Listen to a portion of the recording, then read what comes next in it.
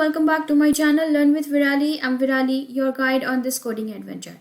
In episode 24 of Introduction to CSS, we'll understand what are combinators in CSS or how we can use combinators in CSS. So let's get started. So CSS combinators are used to combine selectors in a way that you can apply styles to the specific elements.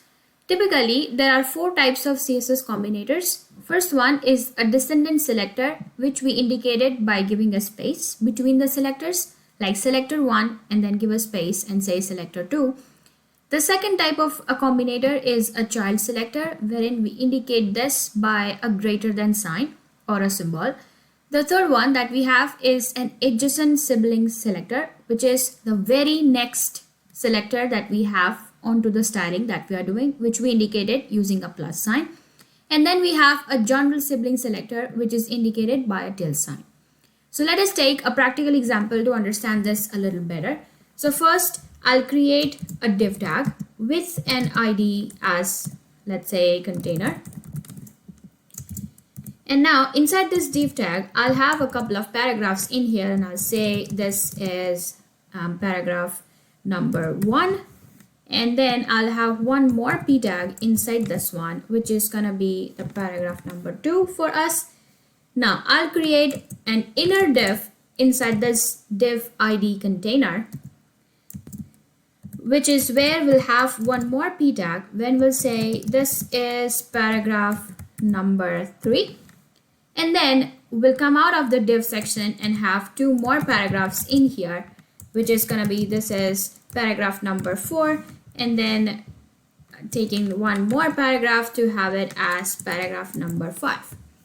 Now, we are going to have this many number of paragraphs along with the div tag as of now. Let us go to our CSS file, wherein we can start giving the style to our div tag. So first, I want to have a border for my ID container. So I'm just going to say border. And I'll say, let's say 2 pixel and solid. All right. So once the border is ready, you can see on the right hand side that we have 3 paragraphs, which is inside this div ID container. That's where the border is created as a black border.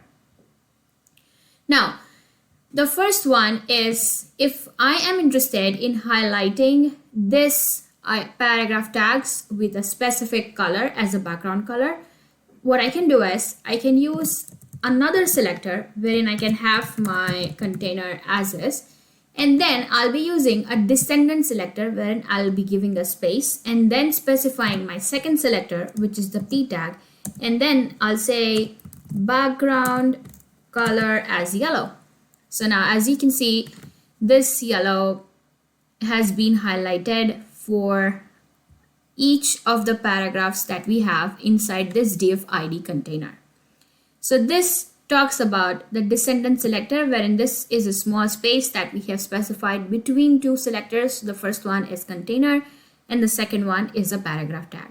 Now, if I'm interested in using a child selector, that means according to our notes here, the child selector is indicated by a greater than symbol.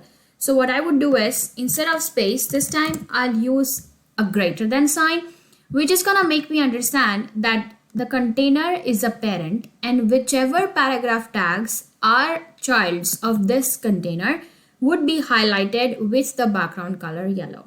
Typically, this is more relevant to our case since this div ID container as a parent only contains 2 specific paragraph tags, which is paragraph number 1 and paragraph number 2.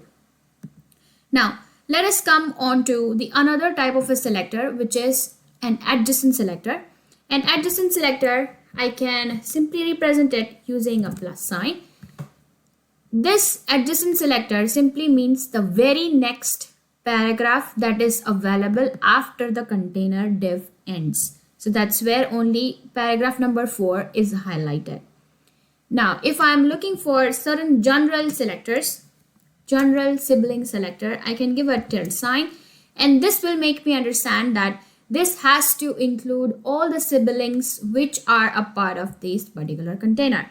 So that's where I'll be having this paragraph 4 and paragraph 5 that will be highlighted as far as my combinators or selectors are concerned. If this video was insightful, don't forget to like, share, comment, and subscribe to my YouTube channel as it helps me to create more such insightful videos. Until then, happy coding.